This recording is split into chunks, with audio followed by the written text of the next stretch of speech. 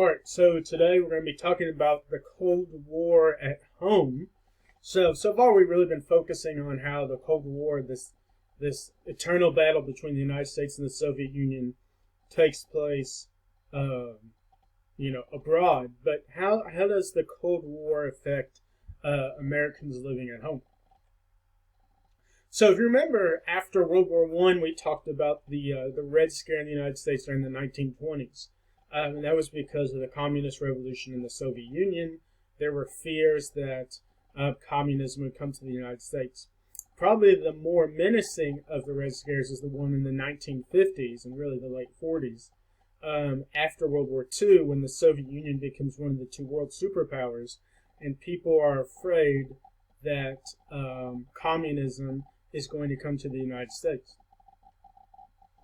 So, HUAC, the House of Un-American Activities, was created by the federal government to investigate individuals. It says suspected terrorists. It's not right. It's just like suspected Soviets and communists in the United States.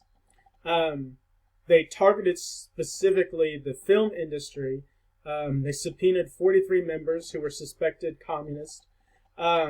And the Hollywood 10 were 10 of those members who refused to testify.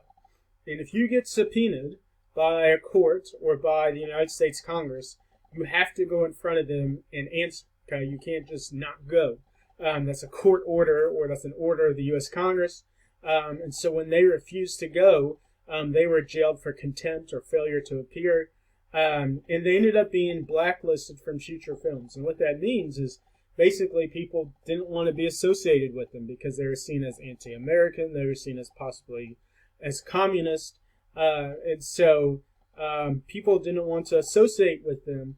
And so really these 10 members of Hollywood, after these trials, really never gained prominence after that. Harry Truman creates loyalty programs, which basically gave the federal government to investigate businesses and industries that were suspected of being disloyal to the U.S. government. So basically, just based on suspicion or just based on a hunch, people could walk into the business and say, "We're going to, raid your business, and we're going to look for evidence that you're a communist." A lot of people were fired. Some people were imprisoned with no due process at all, basically no opportunities for them to defend themselves. And those people that weren't were required to take loyalty oaths, which is basically, them, pledging loyalty to the United States and pledging that they would never be loyal to the Soviet Union. There was a great fear that the United States government had spies working for the Soviet Union. And throughout the Cold War, both the United States and the Soviet Union will plant spies inside each other's government to gain access and information. Alger Hiss was probably one of the first well-known spies inside of the U.S. government. He worked in the State Department, and he's accused of passing state secrets to the Soviets. They were able to arrest him on perjury charges. He goes to jail for 5 years. And Richard Nixon, this guy right here, he gains prominence during this trial. And a lot of people like him. They support him. He ends up becoming the vice president under Dwight Eisenhower from 1952 to 1960. And he runs for president in 1960, narrowly loses to JFK, decides to run again in 1968, and he becomes president. And of course, the rest is history there. Probably one of the most significant cases of treason or espionage. Espionage is when you are working in cahoots, basically with another government, selling state secrets against the United States. Were these two individuals, Julius and Ethel Rosenberg. They were two New Yorkers who were members of the American Communist Party, and they were suspected of basically allowing the Soviets to develop their own atomic bomb. Remember, when the U.S. drops the atomic bomb on Japan in 1945, the U.S. is the only country to have that technology.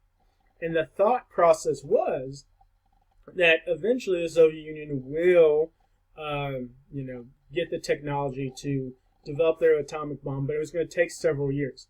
Well, when they developed it in 1949, a lot of people believe that it was the work of several spies like Julius and Ethel Rosenberg, who sold state secrets to the Soviets in order to allow them to develop that bomb. They're both found guilty and sentenced to death. They're the only Americans to be executed by the U.S. government for this crime. Okay, usually, to be executed by the federal government, it's usually because of some sort of capital crime, a murder crime. But espionage and treason is one of the possible punishments for that is execution. And a lot of people were really worried about the evidence used in this case, specifically against the woman, Ethel Rosenberg. A lot of people feel like that her role was not, she wasn't really a Russian's plant, or, it was more, Julius who was selling secrets, and she wasn't, as involved in that. A lot of people felt like, at the very least, she shouldn't be executed. However, they were both executed, and kind of the sad part of this is their two sons right here, were left without their mother or their father because they were executed for treason. All right, moving on to McCarthyism. So, Joseph McCarthy was a Republican congressman from Wisconsin, and he gained prominence in the 1950s because he claimed to have an inside track of knowing who were the suspected communists in government. And obviously that scared a lot of people. Joseph McCarthy really was successful in scaring the people of the United States into thinking that there were communists inside of our government. A lot of people, really without any evidence produced by Joseph McCarthy, believed him. And a lot of individuals, were testified. They either faced civil or criminal liability, or several of them, even if they weren't found guilty, they were associated with being a communist. And Joseph McCarthy, he claimed to have this piece of paper which would have the names of hundreds of known communists inside the U.S. government. Except there wasn't really anyone on that piece of paper. It was a blank piece of paper. He didn't have any inside track on any suspected communist. And kind of sad for him, he kind of withers away. He becomes indebted to alcoholism. He ends up dying a few years after this. But the one thing he was successful was creating a fear about communism. And as you can see, as the times we live right now, see, people are very afraid about the coronavirus, and they're willing to give the government a lot of power to combat that fear. The same thing happened with Joseph McCarthy, when a lot of people were afraid of communism invading the country and the Soviets getting an inside track. And so people were willing to give Joseph McCarthy a lot of this power in order for him to combat the Reds. And really, this video right here, which you'll watch to end right here, a lot of the questions that were asked of people that were going in front of the House of Un-American Activities were, have you now or have you ever been a member of the Communist Party? That was kind of the typical question. Joseph McCarthy starts to accuse certain members of the U.S. Army of being members of the Communist Party in the United States. And that's when he starts to lose a lot of support.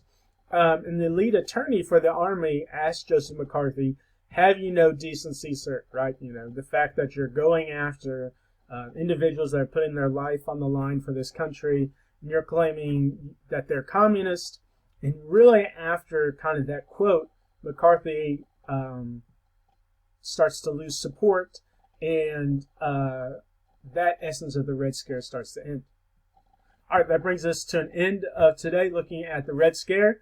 Hope you all are doing well, and see y'all soon.